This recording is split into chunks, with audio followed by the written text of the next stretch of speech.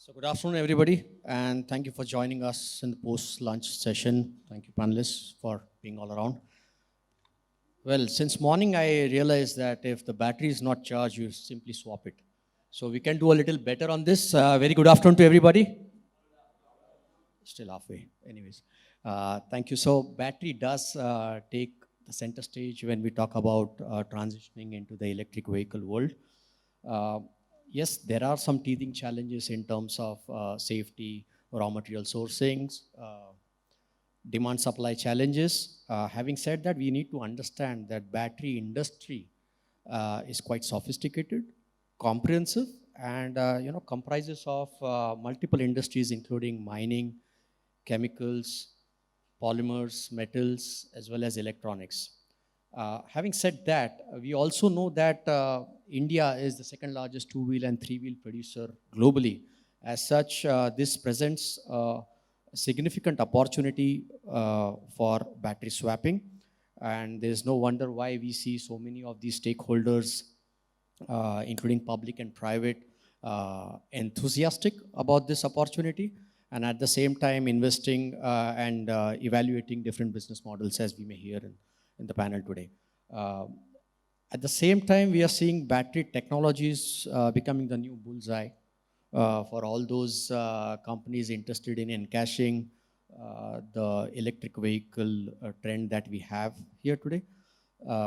And many of those are trying to make the batteries lighter, denser, and even cheaper. As such, we will see many such technologies being evaluated at lab scale and commercializing going forward. Some have tried to play around with the chemistry to get a little more operational efficiency. Some are playing on the form factors, some on performances and costs. As such, we may see radically different chemistries going forward, and it will be an exciting time. So let's open up the panel discussion and then hear from the experts that we have today on what they think on the opportunities and experiences that they have with the battery swapping and battery technologies both. So since the pain areas still revolve around developing of the charging infrastructure, let me open up the panel discussion beginning with Mr. Varun. Hello. Yeah, hi Varun. Thanks for Hello, joining. sir. Thank you. So for a large-scale EV adoption, there's no brainer that we need a more charging infrastructure. To cut it short, can you elaborate a little more on what is the on-ground progress while we are seeing the EV demand skyrocketing, at the same time we are not able to maintain the pace of charging infrastructure growth? So your thoughts being from the same space, please. Thank you, Anil. And of course, the demand is not an issue in three-wheeler, two-wheeler industry when we see in electric. And charging infrastructure is also expanding very fast. But if you see the issue in India for the charging infrastructure, the first is the real estate, the cost. If you see, even in US today, the average utilization of public charging system is 22%. Okay. So how the cost economics is going to work out? Second issue is the grid stabilization, which is going to come. So as per the estimates by 2030, the government is targeting 80 million EVs, and what the report says around 50 million EVs on Indian road, it will require around 39 lakh charging points. Now for that, the real estate, the cost of real estate, and again, the grid stabilization issues are there to be addressed. So I come from battery swapping space, where we started with the belief on, buy the vehicle, not the fuel. Okay. So battery swapping is fit for specific segments when we say two-wheelers, three-wheelers, not for four-wheelers right now. So battery swapping solves that issue of the real estate and the grid stabilization both. And that has been very well addressed into the new drafted battery swapping policy as well. So I have a couple of follow-up questions on that. But at this stage, let me have an OEM perspective, Mr. Sudhanshu. We are in a fuel agnostic world today. As Piaggio, you have diesel, petrol, LNG, CNG, electric. And EV. And yeah, exactly. So, from your perspective, like Varun rightly said, that it makes logical sense to get the battery out of the picture and capex challenges. Uh, but what is the level of problem you're trying to solve here? You know, it is largely more viable today in terms of B2B applications where kilometers clocked in per hour are a little more. So, what's your thought on and experiences as Piaggio? Sure. So from the OEM perspective, and thank you for asking the question, and thank you for having me here. From the OEM perspective, if I look at it, and as Varun rightly said, we need to detach battery as a fuel from the vehicle. But it's too early as a stage because in India, still we have not been able to alienate the vehicle from the battery. So from the OEM, the always concern is about the battery performance, safety, and security. Because if I look at it, that if I'm engaging with certain battery service swapping service provider (BOS), but what kind of a battery quality and processes they have to follow? Because still, if something goes wrong with the vehicle for a customer, it would be our branded vehicle. For them, they have still not been eliminate the battery from the vehicle. It's not like a fuel. So that is a bigger concern from the OEM perspective. So when we took a conscious call, and in fact, we were the first one in the three-wheeler space to, in fact, launch a EV vehicle with a swapping solution, Yes. right? Way back in 2019. We took a conscious call because we had to work with the backward integration with the supplier and with the entity whom we tied up with. So that we had that confidence and we brought in our experience of 20 years in EV space as a group. Because Piaggio as a group, we have EV vehicles for more than 2 decades now. So we brought in our all global experience in India to integrate with startups and to work backward and to ensure that the vehicles which we are actually supplying, for them, for a customer, it's our Piaggio brand. Right? So we can't compromise on that. And that's an apprehension is there across for other OEMs as well.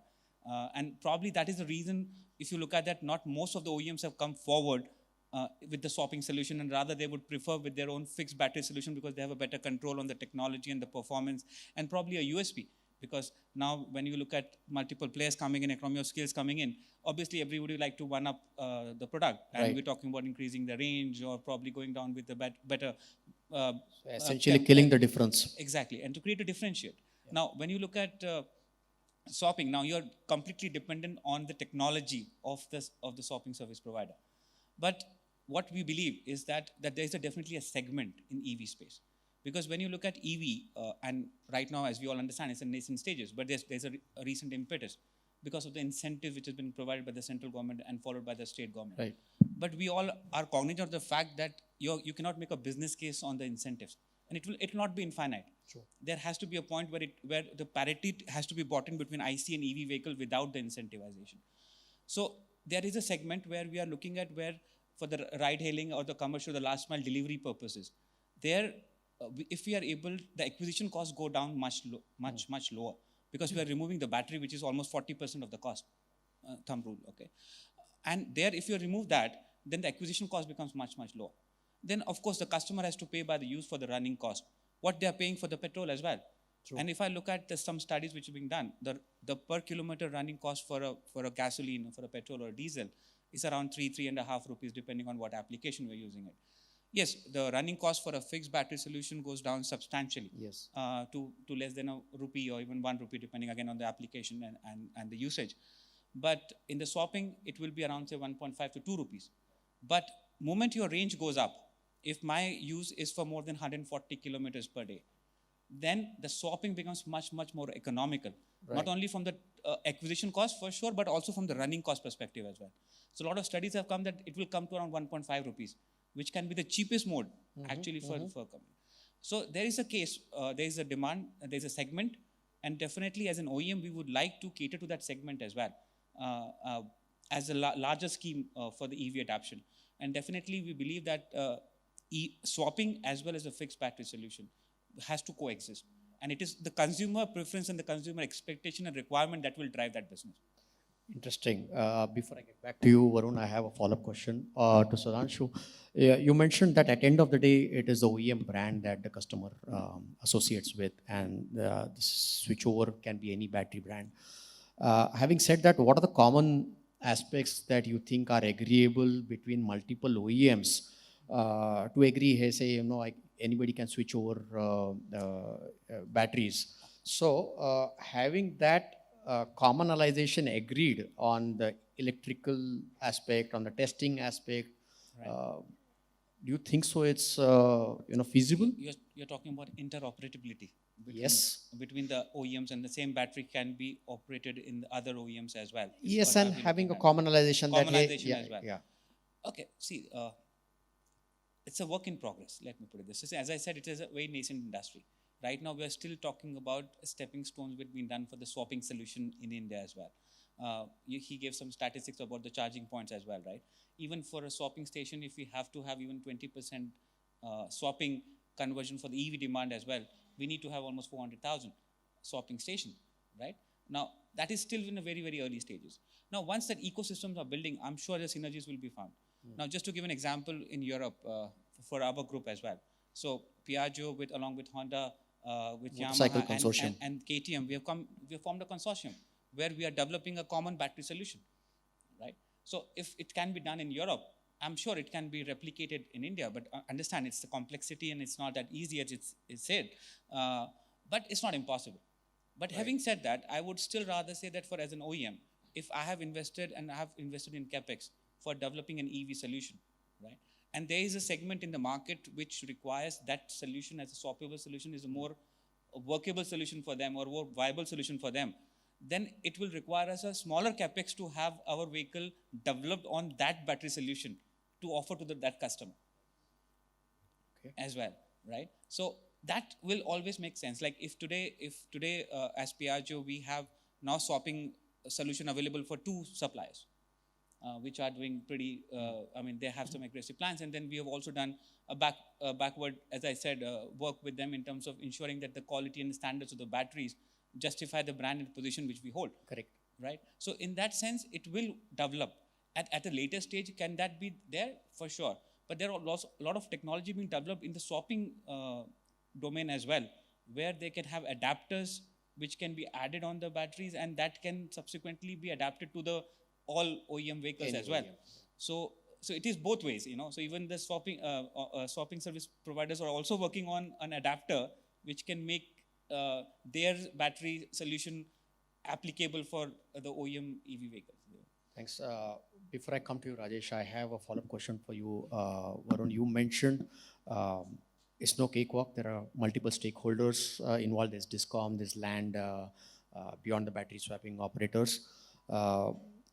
Getting them on one platform and scaling up and maintaining that quality.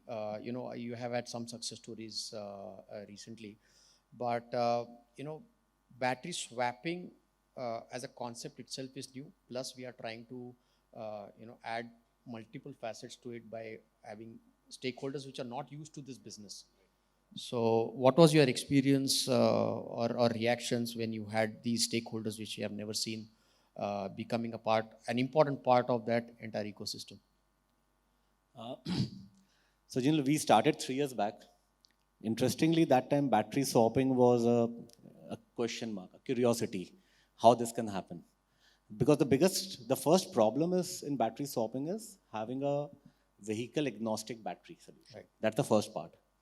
And as Sudhanshu said very clearly that any OEM, and that's very rightly said that his concern is on his brand, that if anything goes wrong with the battery, it's his image which is at stake. So we saw a market in India which was, I think, the most interesting market was e-rickshaws.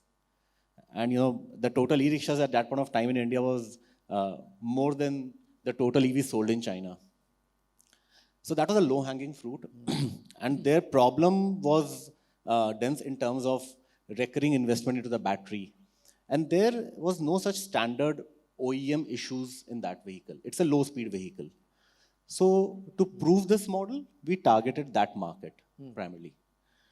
And initially, it took time because, there was no such standardizations. And of course, safety was not even a concern that point of time. But we coming from storage background, for us, that was a concern. Of course, there are various stakeholders, starting from a battery OEM to a charging cabinet, And the most interesting is the financer. It cannot be a capex heavy business. So no one is ready to finance a battery. Right. Right. So it took us 2 years to solve all these pieces and get them together. And now we are operating almost 200 stations in Delhi NCR, catering almost 2,000 vehicles, doing 1 lakh swap per month. Very nice. With the new battery swapping policy, though we are very happy the way they have addressed certain points on interoperability. We are already doing that between three-wheelers and two-wheelers right now. But yes, these are not the new vehicles. For the battery swapping, the primary market is existing vehicles whose batteries have come to end of life. Correct. Interesting. I draw some analogies from Varun's discussion on financing of some sunrise sectors. 15 years ago, I was part of the solar industry, and we had some similar teething challenges that nobody Same. wanted to fund that. One fine day for a client, I went to a bank and he says, what is the risk mitigation? I said, what risk mitigation? He says, what if sun doesn't come tomorrow? And for that, they wanted 200% collateral security. So I think so we are better off in terms of... And you're talking about solar industry when it was 2006, yeah. it was already a part of priority sector lending. Yes, you Even said it. then, You said it. Absolutely. But EVs need to be in that In that category, very soon. category, I which think is so very there's, important. There's a learning, and I believe that's why I asked what is your pain, and it believes that you are able to iron out a little quicker than what these guys say. So I've gone through that pain in my solar days. So for me, it was easier to whom to go for the financing part. Perfect. So at this stage, we have learned a little more on the supply side. Rajesh, as a consumer, there are a lot of ifs and buts, but is there any way that technology can help us weave through certain challenges that we have? What are your thoughts?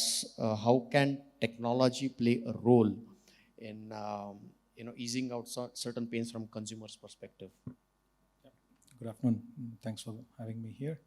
Nice to be amongst two gentlemen who have more knowledge on the core aspects and the core competencies. So from the background that I have, that is location, right? Having infrastructure, having the raw materials, producing the part is one aspect of it. The second aspect is to connect everybody.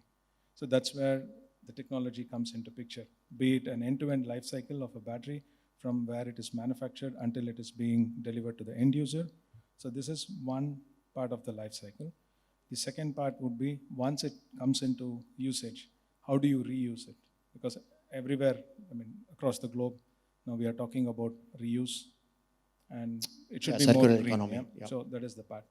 So what do we do from the technology perspective is we kind of provide the opportunity for the manufacturer and the dealer to connect in the most optimized way based on the supply versus demand. So the location business, which is going to connect the battery, which is going to move from the manufacturer to the dealer in the right time. That is important, right? So when we talk about infrastructure, we might not have a shop of this size. We might have a 10 by 10 or a 6 by 3, right? That is how I imagine, because we will in future adapt this, and you will see even the fuel stations having a small area of their fuel station for the battery swapping or the battery charging. This is coming.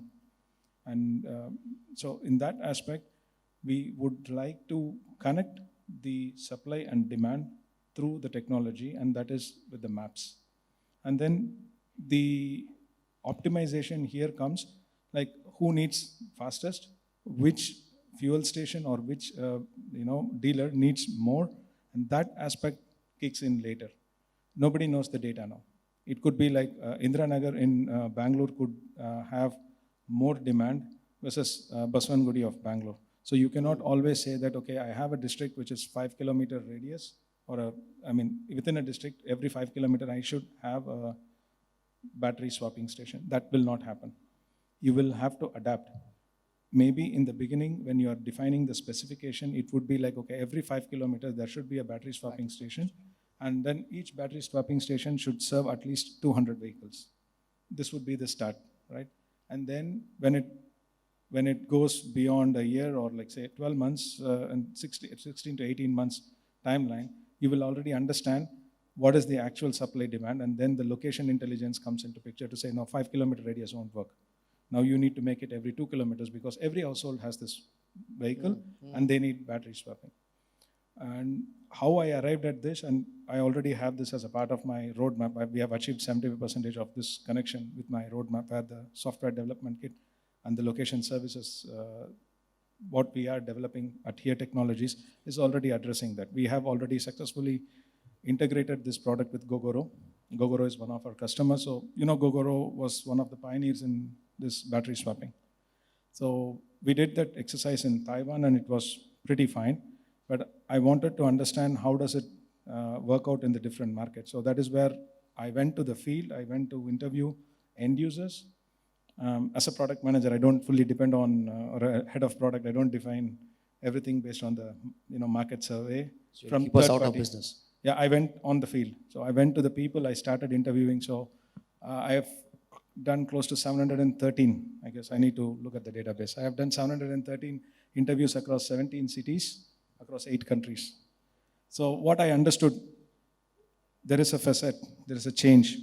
In 2019, 90% of the people said, no, you're making a joke here, except for people in Taiwan because Gogoro already introduced it. Taipei, yeah. That's a small country, but the volume of vehicles, it's much more than what you see in Chandni Chowk. That's how it is. It's damn, congested.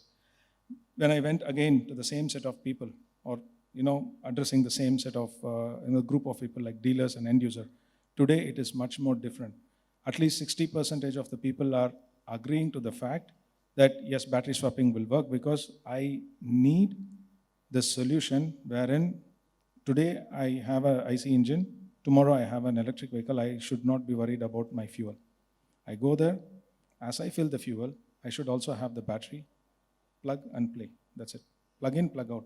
That is the concept.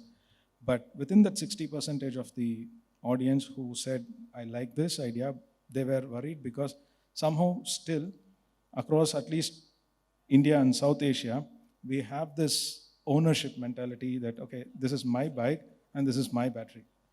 Even if it is from the same, so even if like Piaggio tomorrow produces the battery and like they say, this is my battery, but I have a dealer serving that, people feel that, no. I mean, even, so when I say that, okay, we have data points. You will use the same battery, I mean, a different battery in the sense from the same company, your range may go down, but it is because of your behavior, because that is how the electric vehicle behaves. It is the same with IC engines as well. So these kind of surveys are going into our input, and the conclusion is that we will have to be super dynamic, we will have to be super agile, that whatever the crowd here expects, the population expects, you should be one step ahead of their expectation. That is when you will welcome this technology, I mean, in terms of swapping. I'm not denying the fact that we need to also have either kind of in-house battery and then not swapping technology, or like what Sudhanshu sir said. So it would be like this. So it has to go hand in hand, and it should complement. That is the way we will go ahead. Probably the thing, what might change in 5 years is that if the infrastructure for the swapping, and if we come with superchargers, where you can accommodate and the dynamic aspects of all this battery charging, super fast charging comes into picture, then you might see a slight swing in the swapping versus the inbuilt battery. Thanks. I think so. It was quite elaborative, and you open up many questions. And if I understand rightly, we are pretty much sorted from B2B perspective. B2C looks like a learning curve. But as you speak, I realize that Varun mentioned that grid management is also a big aspect of the entire. So energy management. So as on the go, you're doing B2B, B2C. Myself as well, you may think of B2G also, where is the higher demand for energy likely to come, and better load management, so that we do not have an. So that's one aspect. And you also broached upon, one aspect that in future, if we see fast chargings getting a lot more traction, that brings me on to, one more aspect of thought, that what is the level of demand that we are trying to cater when we talk about battery swapping? What is the ceiling that we are looking at? So if I understand rightly, we are looking at e-commerce largely, or fleet-driven applications, where on a scale of 100 to my knowledge may not be more, even 25 to 27% of the market from B2B e-commerce driven application. So with all these efforts and you know, do you think that with uh, at some point, like in the gentleman in the morning said, at some point we are going to see, you know, the costs going down, and the primary aspect of battery swapping is taking the cost out of it. So, do you think so? In that era, after all these efforts, 5 years down the line, you will be caught unaware and say, hey, you know, So, Jill, a very interesting point you have raised actually. See, so 2 points. Number one, as an economy, now we have shifted from 1 day delivery to 10-minute delivery. So we are talking about a patience time for even that 15-minute fast charging. Secondly, even for the 15-minute and giving our real estate constraints, there'll be a waiting time. If you go to Delhi Ring Road, even the chargers there, we were seeing, 3 vehicles waiting at the back end, the other vehicle getting charged. So the waiting time will be high. So we are talking about consumer behavior here. okay, Yeah. Uh, See, there's a lot of debate going around, even when we talk about charging for personal mobility, which makes more sense for charging because the average kilometer they're doing around 26, 27 kilometer per day. But again, in the RWA, societies having those huge charging points, then a substation having that much load. Right. So there's a lot of infra issues to be solved out there. Okay. Very well said, Raish, what you said, the consumer preference. In India, Asian countries, yes, the ownership of the vehicle. Now, if you see the e-rickshaw market, 71% of the population is, driver-owned vehicles. But when you shift to two-wheeler delivery market, it's opposite. It's more the rental, the leasing thing. You see the age profile is different out there. So, the consumer demographic, their behavior is changing with time. What we understand is people don't like those planning and hazels that they have to plan, that they have to charge it, they have to go this long. We need to break those boundaries in electric vehicle. How long I can go, where I can go. It should be something like a seamless experience. And technology will play the most important thing, where everything will get commoditized here. Technology will be the main value creator here. One more point I would Sure. like to add here is that the downtime or the value of money in the B2B business. If I have to suppose if my run is more than my charging range, right, and then I have to stop and charge my battery. However fast technology can develop, I will still need a charging time. That is also value for money for me. I mean value of time, because that downtime is costing me my earning as well, especially in the three-wheeler and the last mile delivery segment as well, even for the customer perspective as well, because that's money I'm losing. So that cost needs to be added as well. So that would also be a factor which will also say that the swapping solution, I'm not saying that we're going to replace, as I said before, that it will complement each other and it has to coexist. And it has to be driven by their customer individual requirement and the value proposition is drawing out of the. But it will coexist because there are scenarios where I would not like to have a downtime, because for swapping I spend only 2 minutes, right? Practically. right. And that is what would be the advantage as well.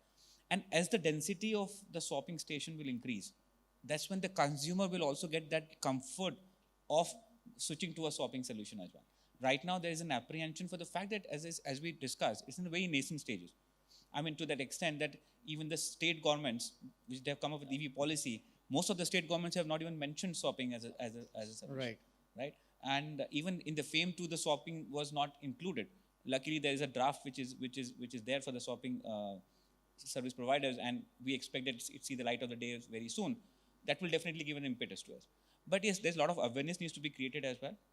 But once you have more organized players coming in and more density of swapping stations, people start visually looking at that so that they're comfort. And that's when you will see that there will be a market which will definitely be looking for a swapping as a solution, rather, because for a battery, right now we are still discussing because of the incentive, we're not talking about the cost of battery. But I have at certain point in time, I have to replace that battery as well.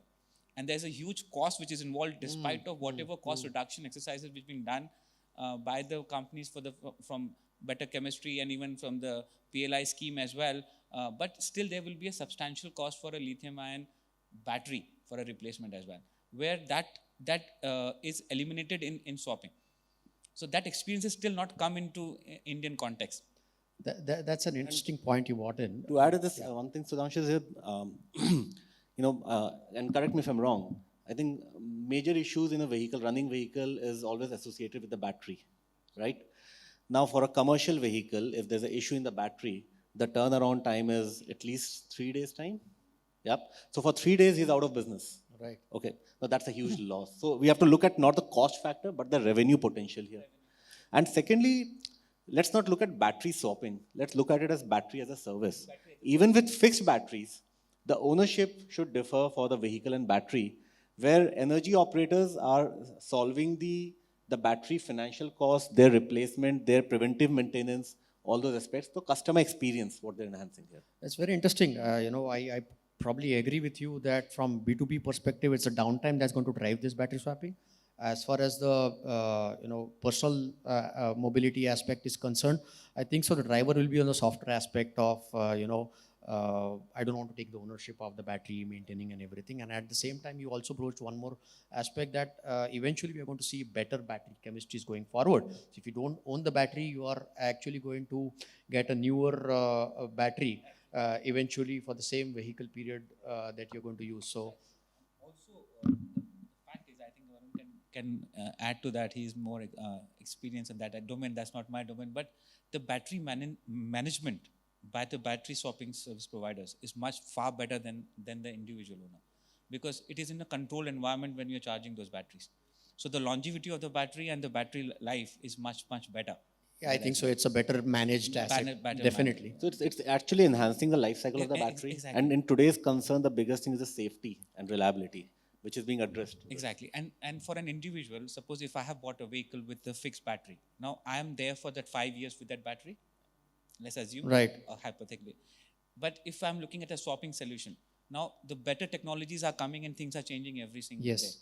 And they will be able to adapt to this technology immediately, and the consumer can get benefit immediately with the swapping solution. Right. And even per use of the battery cycle is optimized, compared to single EV use battery. At this point, let's elaborate a little more on the technology front. We are still largely lithium ion driven battery consumers, and there are a lot of them at the lab scale and some at the commercial scale, be it the sodium ion or solid state. So as we speak about evolving batteries, from Piaggio or from your perspective, you are battery buyers and you're tracking the technology. Do you see a different chemistries playing on India? I think so. Differentiation is very important in terms of keeping it competitive, and it's essential. Do you think that sodium ion or from larger perspective also, from raw material excess and geography limitations perspective? Jen, I think since you also come from solar background, in solar we used to hear a lot of things on the advanced technology in solar and changing landscape. How many technologies on the commercial side we have seen the light of the day? See, firstly, the giants who have invested billions of dollars in that capacity, it's not going to be so easy for new technology to come to at a commercial level at number one. Secondly, more than technology, I think it's more innovation on the cell side, higher density cells, and engineering around the battery packs is more. Efficiency improvisation. Absolutely. That's more important.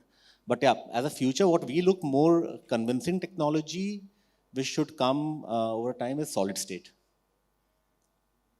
So again, we'll be Japan driven because Japan is highly focusing on solid state technology. Yeah, but also because of its certain inherent properties and the use case and all, so solid state seems much more a viable technology. Sure. Sodium ion, I still think it's a trial and test stage. There are certain issues in terms of the energy densities and all. So that's something to see. I'm sure. I mean, each battery chemistry has its own plus and minuses. Having said that, we also need to figure out what are we importing or what are we really substituting from. So considering the fact that sodium is largely found in India, we have good reserves. We may see that in a decades down the line. I agree with you completely. It's not going to be a switchover, but it will take its own decade time. As we speak about greener, cleaner energy, all of you in the panel, yeah? I mean, you also broached quickly on the environmental aspect of it. As we speak about clean, how clean are we in terms of charging, right? So that's a debate that we have been having well to wheel I still feel that at least let's solve one problem from my tailgate to my nose, and then we can solve the other aspect of it. But since we are starting this industry or in a nascent stage, why not look at it comprehensively? We are seeing some very funny pictures around with the buses being charged from the generators. That's not a scene that we want going forward as the demand moves forward. So what are the action points as an ecosystem or stakeholders that we are taking to make sure that we do not pollute more than we're trying to actually solve? So any thoughts? So, see, of course, today at least green energy, solar energy is something which is at a grid parity and make commercial sense. Yes. But firstly, there are infra issues in terms of grid, offtake, the transportation of energy. So that needs to be solved first if we look at a larger picture. We do not even smart grids. Exactly. So speak about. And see, though government, if you see in the Delhi EV policy, they have allowed, for EV stations, we can do power trading of Yes, green energy. yes. And now green energy is being traded on power exchange. So that's something is, I think will be more feasible, like as a gross metering to do for Net metering, energy. yeah. I would say gross metering for energy operators to do that. But going to tier 2 cities and getting a decentralized solar system for each station is a much more doable and commercially viable scene. That we have been discussing for a decade. It's not happened decentralized. You'll see that soon. So very interesting. You wanted to add something? From the environment perspective, also we need to really work on the recycle and reuse and disposable of end of the life of battery as well. Because I think we are talking about, yes, from the energy, from the source, Yeah. like still we are using coal as a major source, but and we need to switch to the renewable energy for the sources for the energy development, but also for the battery, because battery can also be a much more pollutant if it's not disposed is. and end of the life cycle. So we need to work aggressively on that domain, and I think that domain is something which we probably there a lot more incentivization needs to be done and a lot more structuring needs to be done in that segment, because still as we discussed that we are in the nascent stages, so we are still not reached that 3 years 5 years lifespan of the vehicles. Then because the disposable of those battery or rather recycle reuse of those will be a Right. very very critical component for the sustenance of EV adoption, and for which a lot of work needs to be done. And a lot of Absolutely, steps are being taken, but still I said, as compared to the impetus on the sales side, not much has been done, or relatively it is lower on the recycle and reuse side. That would I think. Yeah, I mean, we have always avoided the recycle, reuse aspect or for largely unorganized aspect of it. But I think so it's about time where we think about the polluter pays or the design for environmentally or design for sustainability. And, OEMs like you will have to lead the way because it's, like I say, polluter pays. So, Absolutely. yeah, I mean, Rajesh, you wanted to add something? Yeah, so pretty niche here in terms of what can the location bring in, yeah, from the green energy or green initiative. So what we have thoughtfully done is the algorithm that is driving the routing for this electric vehicle is completely different. For a route from point A to point B, for an IC engine is slightly different than an EV, if you see. And the reason, at least from our contribution to the society and the green energy, would be that we are reducing the kilometers that you are traveling. It might increase the longevity of the battery, so you don't need to charge again. This is one of the key aspects of it. And the second is, of course, the carbon footprint coming also from the tires. This is something that we can also do in IC engines. We are actively doing it. So when we are going ahead and presenting such solutions towards the OEMs or for the last mile especially, where they are pretty, I would not call it greedy, but they want to say if there is 1 kilometer, they want to do as many deliveries as possible. So to address this as well. So that is a smaller contribution that we bring to the table. And we would continue to work with the OEMs to get their feedback and understand what else to be updated. Very interesting thoughts. In the interest of time, I think so. I'll have to, wrap up. I really appreciate your thoughts. Just to sum it up, I believe battery swapping is here to stay, right? And even if it's a niche segment, it has a lot more value, as panelists did mention. Technologies will keep changing, certainly, and the consumers will have an option to adapt it with the kind of business models that we are seeing. And technology, as Rajesh rightly said, has a very important role to play to bridge all the stakeholders and go beyond B2B, B2C, and also B2G as a, we are seeing a very evolving stakeholders as compared to what we have seen. The number of OEMs or startups that we are seeing and never seen before. The importance has moved from OEM taking the center stage to intermediaries or influencers like Varun and like Rajesh, who are having a bigger say on how the things operate and work. It's an exciting time to be in, and looking forward to see how we shape up this electrification journey. At this stage, I'd like to open up for questions, if any. Quick one or two. Yes, yes, the lady here and the gentleman here. Please introduce yourself quickly and mark the questions to the right. Hello. Yeah, so I am Juhi Jain from Stanley Engineered Fastening. I have a question. So like we said that for every OEM, there is a special thermal management system for the battery. Now, if we go for swappable batteries, do you think that the OEM will agree if we do not have a generalized battery for every OEM? Do you think the swappable battery is something they will agree to? Or will it be safer for the particular vehicle if they are designing the batteries for their own thermal management needs? It's open to the panel, or you have directed, maybe Sudhanshu, you can take it? Yeah. Yeah, thank you. So as I mentioned as well, see, it's an OEM responsibility as well. So when we are looking at developing, so we need to develop our vehicle with the solution which is provided by the swapping service provider. And if you find the synergies between that our vehicle is a compatible and another way around. So it's a symbiotic relationship, right?